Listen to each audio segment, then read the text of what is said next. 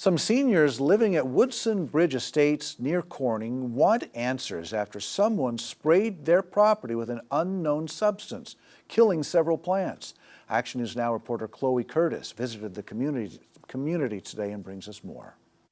One neighbor caught it on camera. A man slowly driving down the road around 11 p.m. in a dark SUV.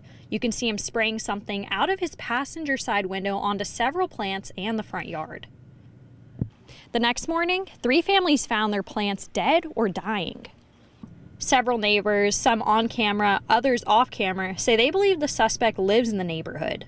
Are there other vehicles like that? There may be, but it's pretty coincidental that in this small park of 105 spaces, that a vehicle that matches the description of that in that vehicle is owned by someone who resides in this park.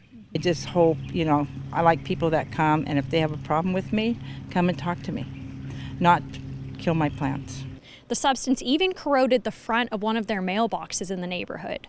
The keys were foamy, white foamy. The brass keys were all white foam.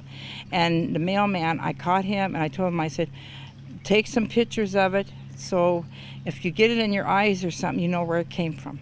Neighbors frustrated, saying they're not the only victims and want answers. And it's not only our personal property, but along Gardner Ferry Road, there's some oleanders out there, and the junipers out there were sprayed as well.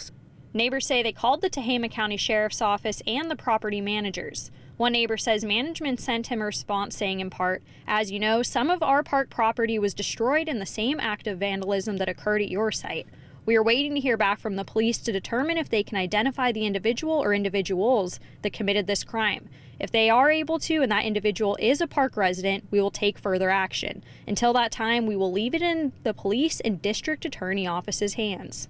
Several neighbors here tell me as a 55-plus community, a lot of them live on fixed incomes, and getting the soil tested themselves is too expensive on top of the repairs they already have to make. In Corning, Chloe Curtis, Action News Now. Coverage you can count on.